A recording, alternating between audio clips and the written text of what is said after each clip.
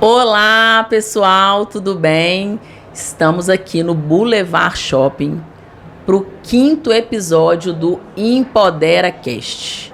O Empodera Cast faz parte do projeto da Alus Empodera Ela, que visa valorizar a vida e o trabalho das mulheres, tá bom? Hoje eu tô aqui com uma pessoa muito especial, muito querida, que veio contar pra gente um pouco sobre cuidado, né? Sobre o cuidado com as mulheres, o cuidado com as mães. Doutora Gisele Werneck, muito bem-vinda ao Empodera Cast. Eu queria que você começasse contando um pouquinho da sua história, como que você chegou neste lugar de cuidar de mulheres. Afinal, Gisele, a mãe cuida de todo mundo, não é assim?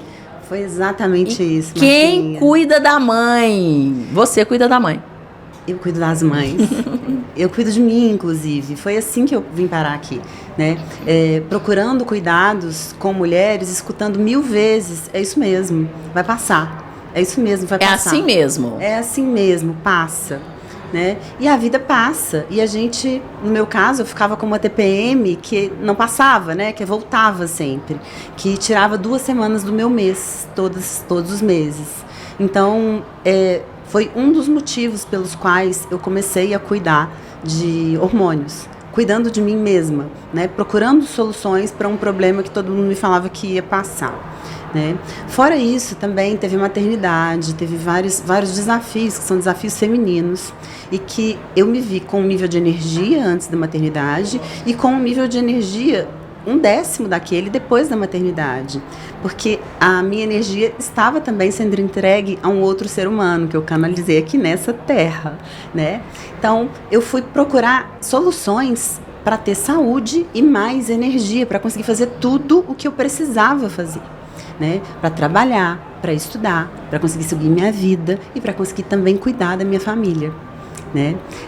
Hoje eu acho que melhorou muito, mas naquela época, 15 anos atrás, era uma demanda ainda muito feminina isso. Eu lembro de eu falar com uma pessoa próxima, uma mulher mais velha, e ela falar comigo, é assim mesmo, o que você queria? E eu tento cuidar de tudo, da casa, estudar, trabalhar. Eu trabalhava e estudava cerca de 110 horas por semana. Né? Então, era muito tempo. E eu comecei a precisar de mais energia. E comecei a procurar nas vitaminas, nos nutrientes, na dieta, no exercício físico, essa energia. E eu lembro uma vez de uma pessoa ainda mais próxima de mim, uma pessoa muito querida de mim, falar assim, mas você está indo para a academia, você vai largar seu filho aqui?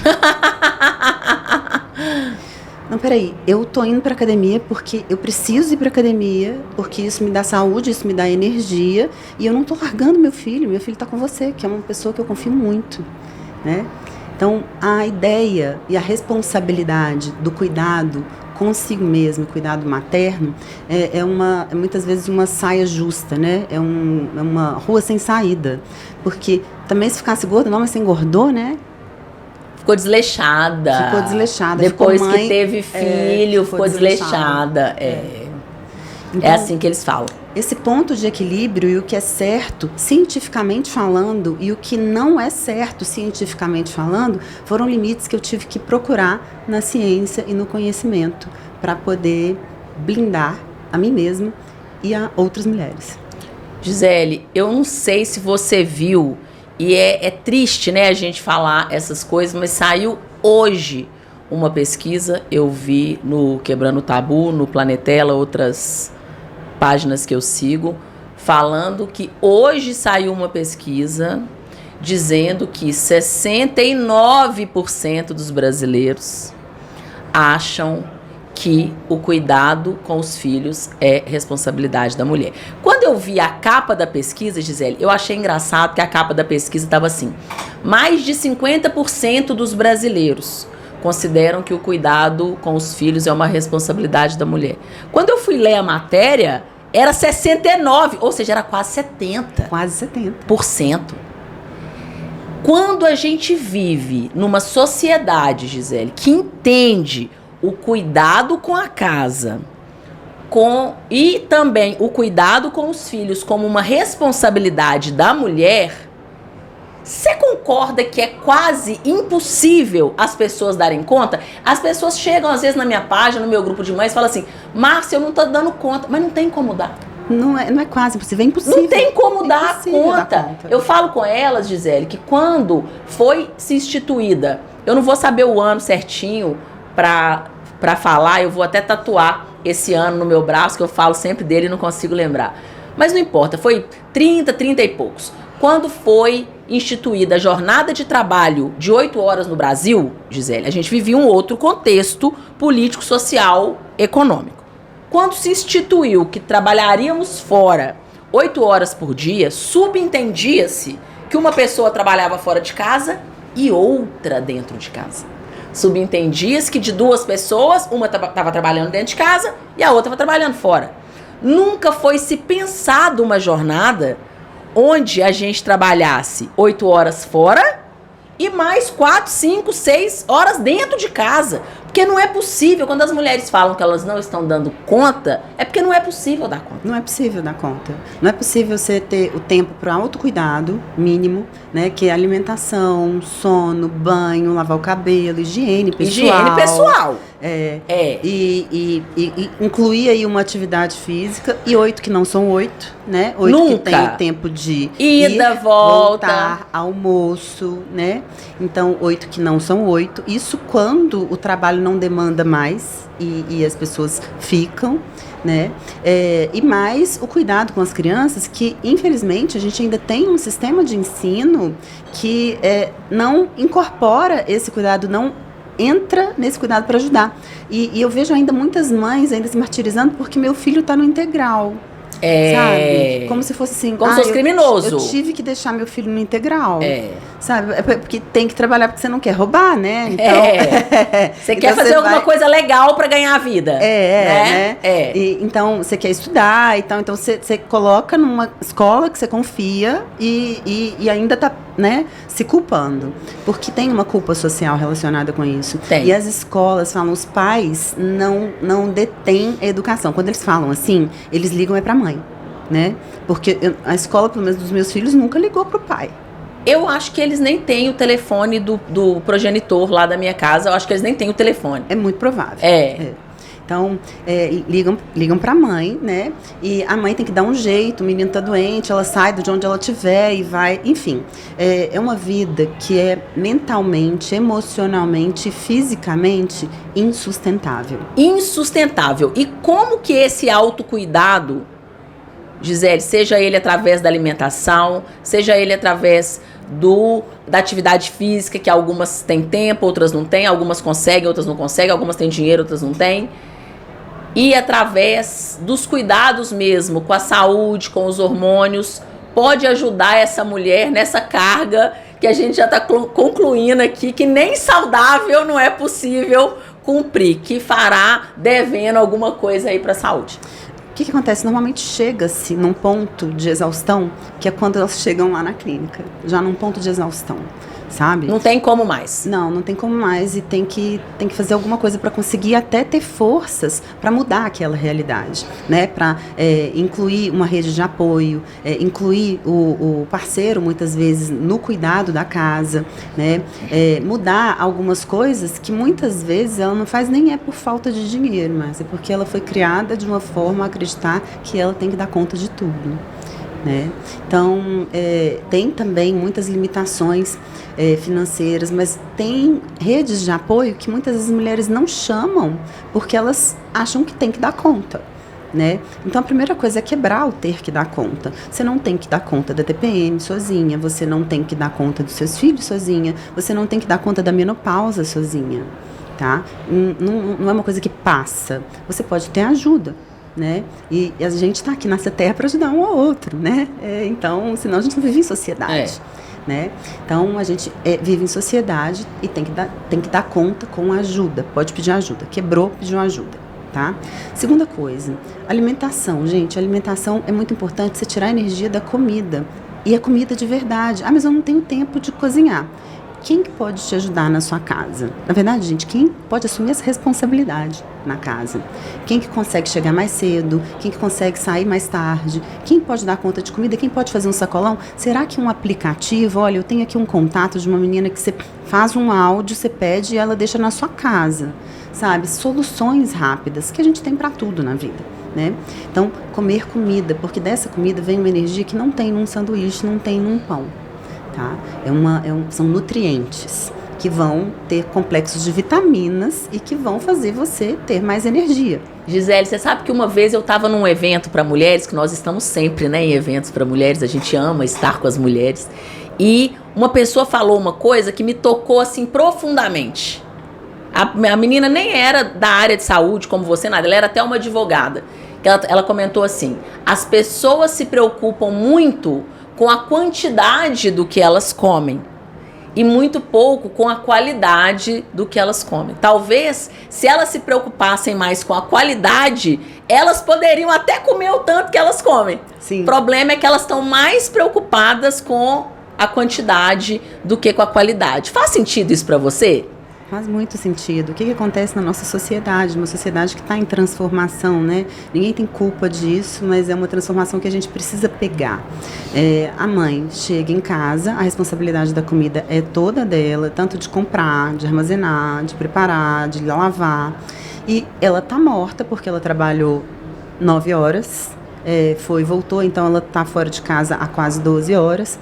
E chega, então os meninos estão com fome, as crianças estão com fome. Então ela abre uma embalagem que é mais fácil, é mais barato, um biscoito entrega para o menino come sozinho, ainda é mais fácil do menino comer, né? Não tem que ficar dando a comida, que isso demanda um tempo, uma energia também.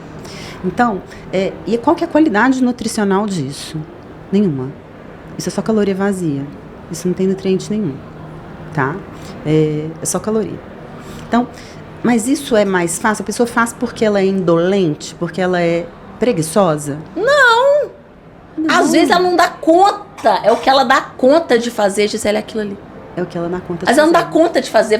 Se eu tiver que descascar uma cenoura e cozinhar e amassar, eu caio dura e seca nesse chão aqui.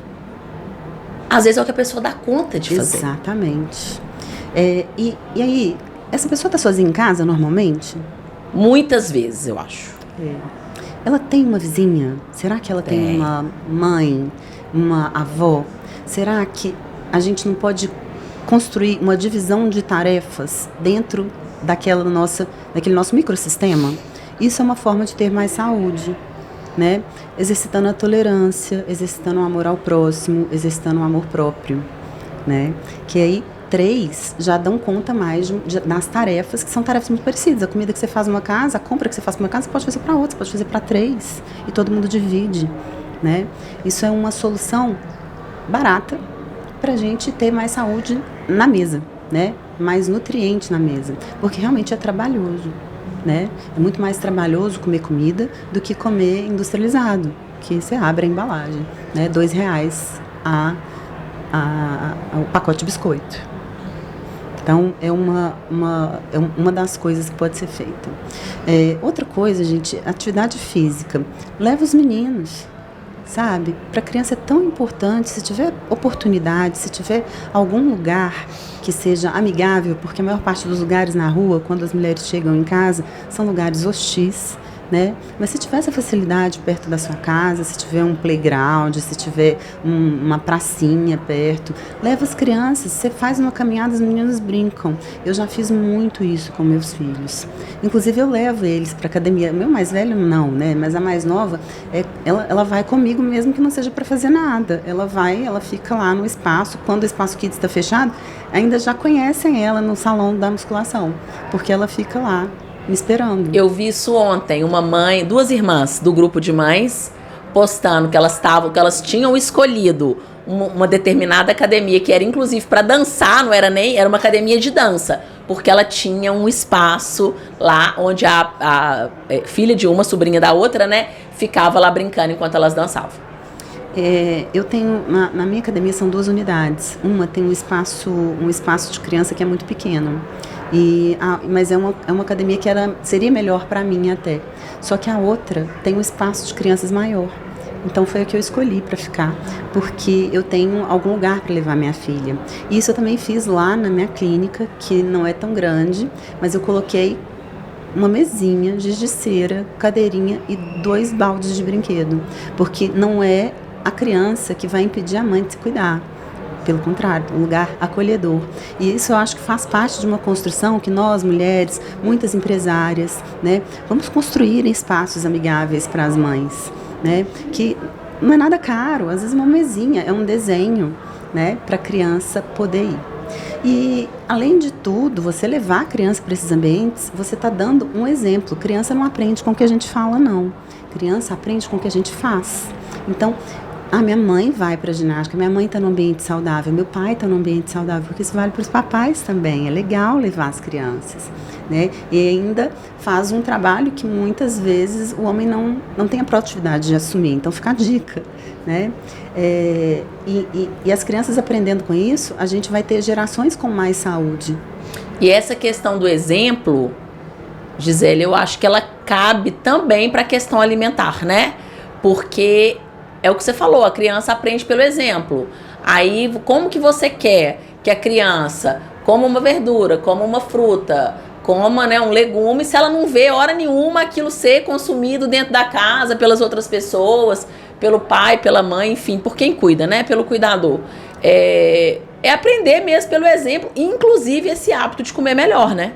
Exatamente. Os hábitos são exemplos, né? Então, a gente aprende culturalmente. A criança está se adaptando a um ambiente através dos pais, que são seus guias. Então, o exemplo é, se você não fizer por você, se você não cuidar de você por você, cuide pelos seus filhos, então. É aquela pergunta, né? Você está fazendo isso, né? Por quê ou por quem, né? Por alguém você está fazendo, né? Sim. Por você ou pelo filho, enfim. Gisele, me fala uma coisa. Em relação à atividade física, qualquer atividade física ajuda? Ajuda. Se a pessoa falar assim, eu só tenho tempo de fazer 30 minutos de caminhada 3 vezes por semana, ajuda? É melhor do que nada. Melhor do que nada. O ponto de corte do sedentarismo são 150 minutos por semana de atividade física, tá? Então, quando as pacientes... 150 minutos por semana, seriam 30 minutos por dia, 5 dias. 30 minutos por dia útil. Pra você não ser sedentário. Para você não ser sedentário. Fica aí a dica, viu, meninas? Eu não sabia dessa, não. Então, às vezes as pacientes... Eu tenho até uma paciente aqui do grupo de mães, que é uma paciente que falou comigo, eu tenho que treinar? Tenho. Quanto? Pelo menos 30 minutos, 5 vezes por semana. E aí ela voltou na segunda consulta, já bem mais magra, mais ativa, mais acordada até, sabe? Mais desperta, né? E olhou assim, olha, quando dá 31 minutos, eu desço da esteira. Aí eu, ok, 31 minutos, desço da esteira. É na força do ódio. Na força que for. Eu entendo também, porque eu vou na força do ódio também. Gente, o ódio é uma força muito poderosa. Muito poderosa. É uma força poderosa igual o amor. Tudo aquilo que falaram comigo, Gisele, que a pessoa ia acostumar, que ia chegar uma hora que a pessoa, né, ia sentir falta. Ai, se eu não malhar, meu dia não começa. Nada disso funcionou pra mim. Eu continuo indo na força do ódio, mas eu vou. Eu vou porque a minha disposição é outra. Eu me sinto...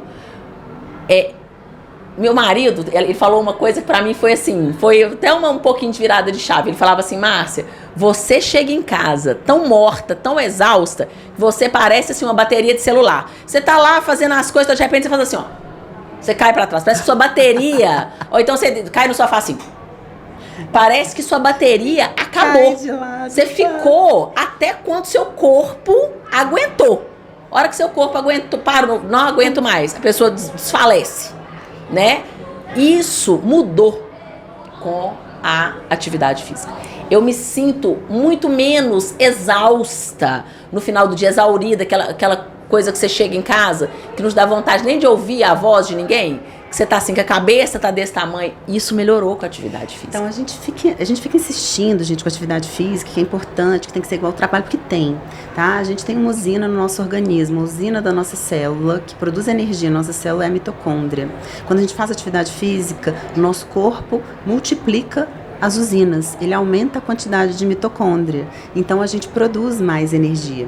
Isso é um fenômeno biológico, né? Que a gente é capaz de produzir mais energia quando a gente gasta mais energia física. Então, olha que coisa, gente. Então, é uma máquina, né? É uma máquina, é uma máquina. E se você estimular, vai ter essa resposta. Se você não estimular, você não usa seu corpo, a natureza não tem nada para desperdiçar, não. Se você não usa, então encosta ele. Você vive só com a cabeça? Não. E aí, Você né? precisa do corpo, né? Do corpo funcionando. Principalmente essas mães, né, que estão aí cumprindo, né, sozinhas a jornada que deveria ser no mínimo de 2 pessoas, né? No mínimo então, de 2 essas pessoas. que estão precisando, assim, ainda mais desse funcionamento perfeito do corpo, né? Exato. Gisele, me fala uma coisa. Para as mulheres, você já falou da alimentação, né, de comer comida de verdade, de nutrir a célula, né, de não comer comida com caloria vazia, de atividade física e a questão dos hormônios. Gisele, muitas vezes a mulher, ela tá lá, morta, mal-humorada, exausta, aquela mudança de humor o tempo todo, uma hora tá triste, outra hora tá feliz, uma hora tá rindo, outra hora tá chorando, não sabe por que é, quando vai descobrir o hormônio tá todo bagunçado. Essa vida desregrada que a gente tá levando pela correria, pela falta de tempo de comer saudável, pela falta de tempo de fazer atividade física, de descansar a cabeça, porque não é só a falta de tempo do fazer, a falta de tempo do não fazer nada também que a gente não tem. Isso desregula a função hormonal também ou não? Ou não tem relação? Completamente, desregula completamente. A cascata hormonal é uma só. A cascata de sobrevivência, que é essa do estresse, né, que a mulher está vivendo, é uma cascata que rouba dos hormônios de reprodução. Não faz sentido? Olha, a natureza, olha, Deus, assim, não sei quem acredita em Deus, você acredita no universo, no que for, na energia. Mas isso é perfeito. Se você não tem condição de sobreviver, como é que você vai reproduzir? Então, sobrevive. Depois que você sobreviver, aí sim você vai ter hormônios para a reprodução. E esses hormônios são testosterona, estradiol, progesterona, pregnenolona, até que é de sinalizador intracerebral, tá? Que as pessoas não conhecem muito. Mas o cortisol, que é o hormônio da sobrevivência, ele começa a roubar para ser produzido. Eles são da mesma cascata. Tá? Então, se você não tem, se você rouba com a sobrevivência, então você não pode ter esses outros hormônios, que são hormônios que dão prazer, que dão bem-estar, que dão libido. E libido não entenda só como libido sexual. Libido é vontade. Libido da vida, né? Da vida. Vontade da vida, de fazer alguma coisa, de levantar do sofá, né? Exatamente. Né? Vontade de se... Porque a gente tem uma libido elaborada. Então, muitas vezes, a sexualidade, psicologicamente, a gente transmite ela com arrumar o cabelo, com passar uma maquiagem, colocar uma roupa, né? E querer buscar isso. Então, trabalhar para buscar ser melhor, para conseguir coisas melhores para você e para os seus filhos. Tudo isso vem da vontade, que vem da libido, da volia. Tá? Então, se você não tem nem como sobreviver, você não precisa nem ter vontade. Você entra numa depressão, que não é uma depressão real, que não é uma depressão psicológica, é uma depressão neurohormonal, é uma depressão hormonal. Então, muitas vezes as mulheres chegam para mim com os hormônios no pé, e falando, olha, e eu fui no psiquiatra, olha, nada contra, tá? Tem hora que a ferramenta tem que ser utilizada. Mas ele não investigou nada, mas me deu um antidepressivo. Aí, que bom que ele te deu um antidepressivo, você estava precisando disso naquela hora, mas vamos ver o que tem aí por trás? Vamos ver se é depressão mesmo? Vamos ver a causa. Exatamente, vamos ver a causa. Porque às vezes a pessoa tá tratando o sintoma e não tá tratando a causa. Eu tive uma paciente esses dias, uma mulher fantástica, assim, uma mulher super forte, uma mulher incrível, que, enfim, trabalha muito, e ela estava com níveis de ferro no sangue, com níveis nutricionais de minerais próximos do zero. Eu não sei como essa pessoa... Tava andando? Não, eu não consigo entender. Mas quem encaminhou ela para mim, inclusive, foi a personal dela. Né? Ou seja, essa pessoa ainda foi fazer ginástica porque ela queria tanto melhorar porque ela estava ali por pura força da determinação. Entendi. Sabe? E ninguém tinha olhado. Isso é uma coisa que me talha o sangue. Você sabe que muitas vezes, porque tem coisa, eu fico pensando assim, se a pessoa tá com uma doença da tireoide, a pessoa vai tratar. Se a pessoa tá com câncer, ela vai tratar. Aí muitas vezes a pessoa tá com alguma coisa da cabeça, ou tá com alguma coisa hormonal e tá pra baixo, tá deprimido, tá sem energia, sem disposição pra nada, Aí a pessoa acha que é uma fase que vai passar, que vai curar sozinha, que eu vou descansar, vou dormir hoje. Vai passar. Não, tudo. Eu acho que tudo no corpo da gente tem que ser investigado, não tem? Sim, o corpo ele cria alertas, o corpo é fenomenal. Mas as pessoas têm muito tabu, Marcinha. As pessoas acham que elas estão sendo displicentes, elas sentem culpa, elas acham que é preguiça. E quando muitas vezes, no caso dessa pessoa, por exemplo, ela estava sangrando e ela sangrava há muito tempo, ela sangrava muito. Não tinha como o organismo mantê-la nutrida com tanto sangramento. Então ela tinha problema nutricional, tinha problema hormonal. Né? E estava tentando segurar tudo para não se sentir vulnerável, para não se sentir impotente. Só que às vezes a gente pode contar, gente, com a ajuda profissional, com a ajuda de amigos, com a ajuda das pessoas, para a gente conseguir entender o que a gente realmente está tendo, que não é tudo psicológico, né? E às vezes a pessoa precisa realmente repor o que está faltando. Igual você falou no caso da sua paciente aí, que estava lá com o ferro no pé. Eu acredito que isso deve impactar em alguma coisa o funcionamento do corpo da pessoa. Então, eu acho que alguma hora a pessoa tem que investigar. Pessoas, tô desanimada, tô cansada, tô deprimida, tô baixa astral. Ok, toda a gente acredita que você tá sentindo tudo. Mas de onde que tá vindo isso tudo? Eu acho que uma hora a pessoa tem que parar e olhar pra dentro. Isso aí, por que eu tô me sentindo assim? Será que é só meu casamento que acabou? Será que é só o emprego lá que eu perdi?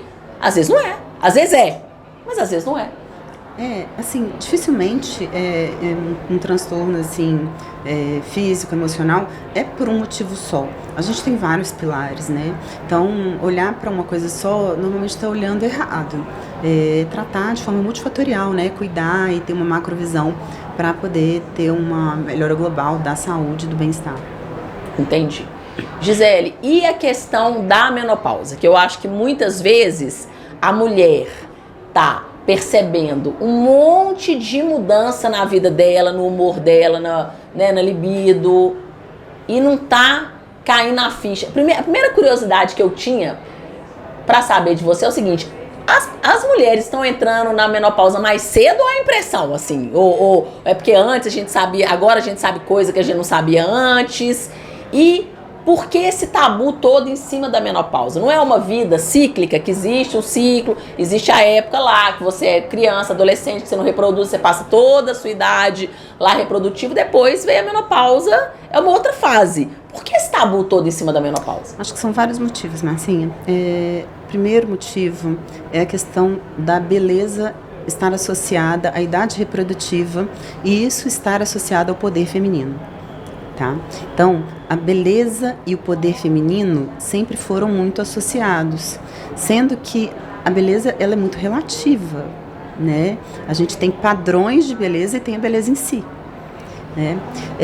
E a perda hormonal, ela sempre esteve relacionada à perda desse tipo de poder.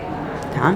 Então, a mulher não quer chegar na menopausa, ela fica abalada quando a gente conversa com ela e fala que ela está começando a chegar na menopausa, ela fica abalada. Eu, particularmente, gente, eu não ligo, tá? Eu vou ficar com meus hormônios até depois que eu morrer, porque eles são os hormônios que fazem a gente ter essa sensação de perda, essa sensação de vulnerabilidade, uma queda imunológica, uma queda cognitiva, uma queda de força. Tá? Então, a estabilidade hormonal, ou seja, reconhecer que está perdendo hormônios e repor isso é altamente positivo para uma vida saudável. Mas primeiro você tem que reconhecer, então você tem que estar aberta a perceber. Né? Então, quando eu falo que eu fico brincando, né, que eu vou ficar com meus hormônios até depois que eu morrer, é porque eu sei qual é a importância desses mensageiros químicos na saúde e bem-estar de uma pessoa. Tá? E quais os mitos que tem aí? Vários. Entre eles, o câncer de mama. Né? O câncer de mama, ele, nos estudos que foram feitos, foram xixi de égua prenha concentrado, tá? Que eram doses altíssimas de estrógeno, com medroxiprogesterona, que é uma progestina sintética. E tudo dose alta. Então, é claro, gente, que doses altas podem fazer mal. Né? De tudo, né? Paracetamol, por exemplo. De tudo, né? Tilenol. Doses altas de Tilenol, eu já vi hepatite fulminante, não foi uma ou duas.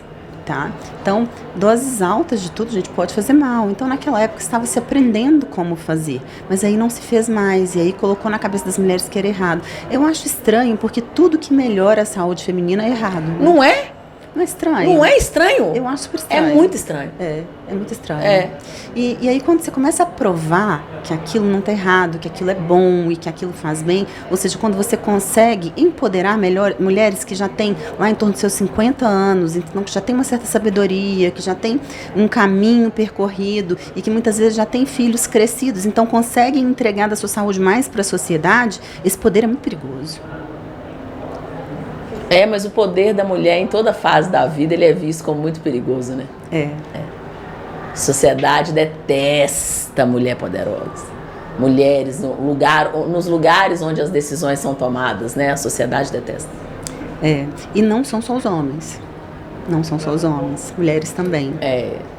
Então, acho que essa consciência que a gente vai criando, e eu te agradeço muito por isso, Márcia, porque você montou esse grupo, né? E você trabalha na união de mais mulheres, na gente se enxergar como pessoas que a gente pode se amar e se ajudar, né? Em vez de julgar.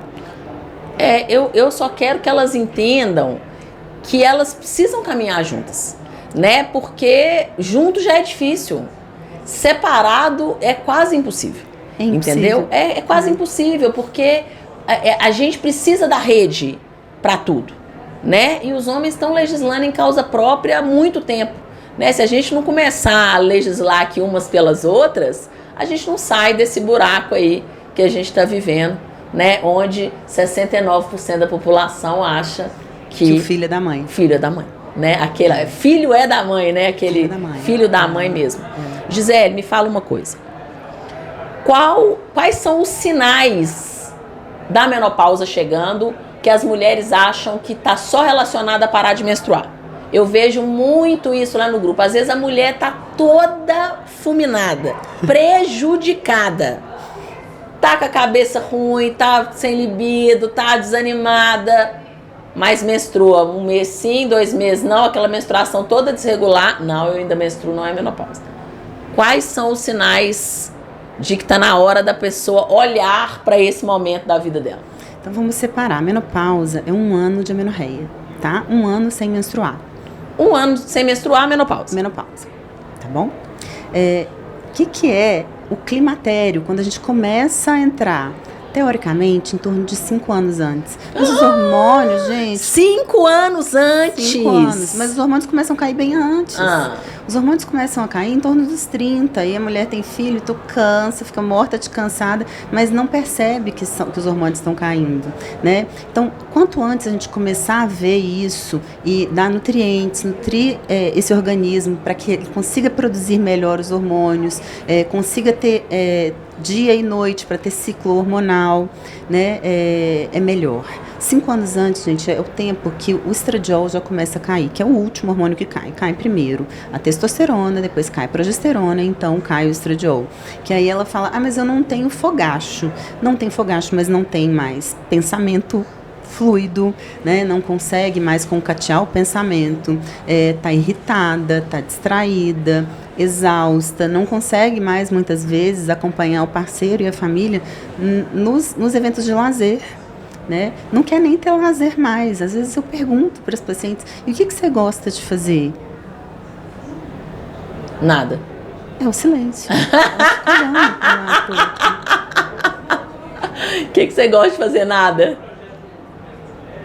Não sabe o que gosta de fazer porque nem pensa nisso, que está tão cansado. Então, exaustão, alterações do sono, tá? Que estão muito associadas a deficiências hormonais já iniciais. E estava vendo um vídeo, um Reels esses dias, né?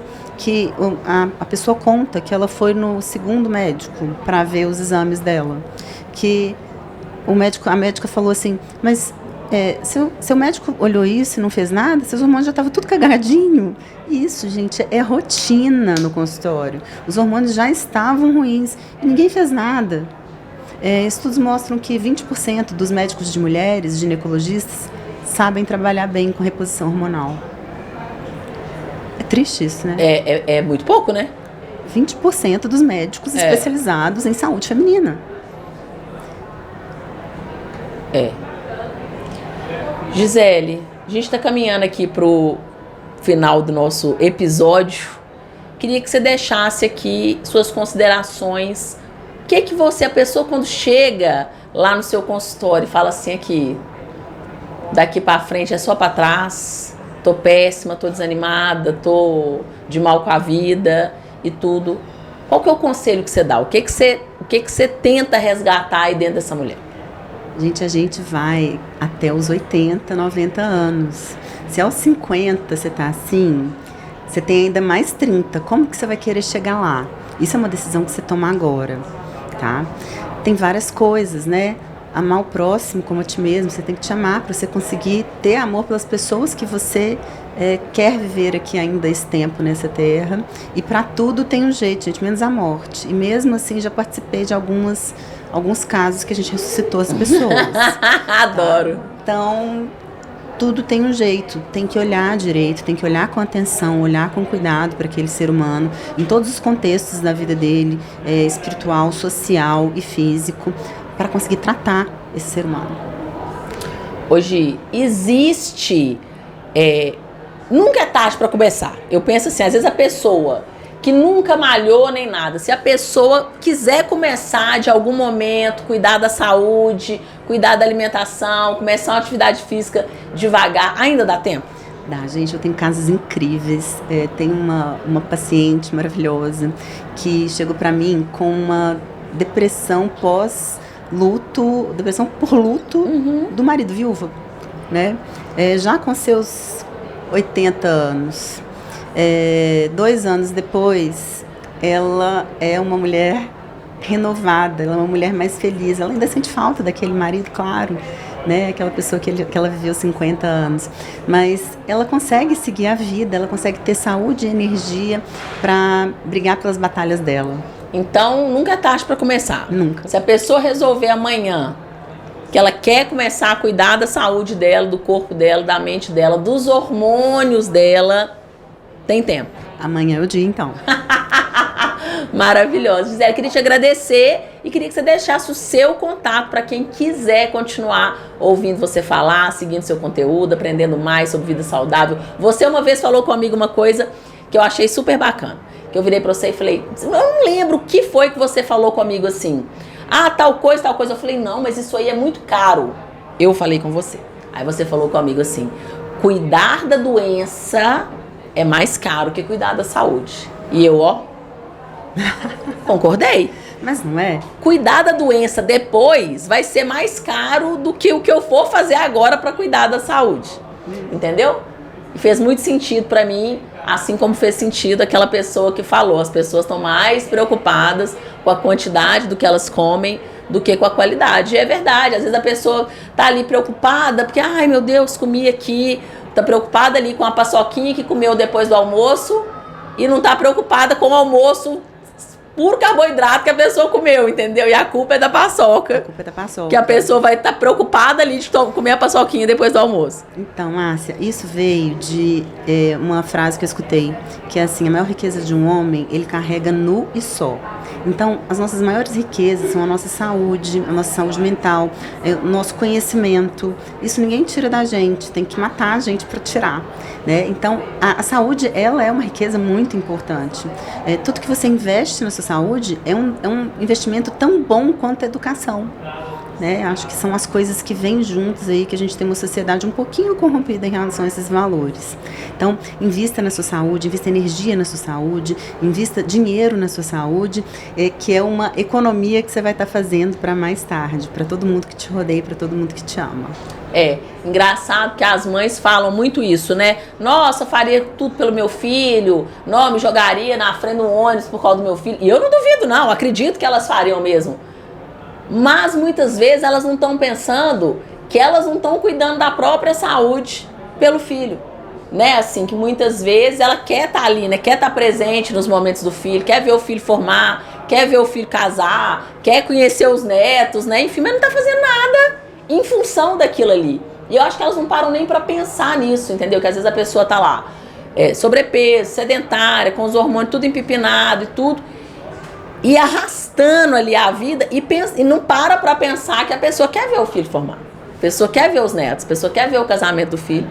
Em algum momento a pessoa tem que se preocupar, porque afinal a mãe cuida de todo mundo, né? A mãe cuida do filho, a mãe cuida do neto, a mãe cuida da sogra, do sogro, do pai dela, da mãe dela, da meta, do serviço. E quem cuida da mãe, né? Então a mãe tem que olhar e começar a se cuidar. E eu acho que o seu consultório é um lugar ótimo para a pessoa começar a ter esse olhar. Deixe suas redes sociais para quem quiser continuar acompanhando você, Gisele. Meu Instagram é Gisele Werneck, WERNSK, .nutróloga, e meu telefone é 99571-6166. Me chama, vamos bater um papo sobre sua saúde, vamos ficar melhor. Foi um prazer te receber aqui. O prazer é sempre meu, muito obrigada. Até a próxima, pessoal.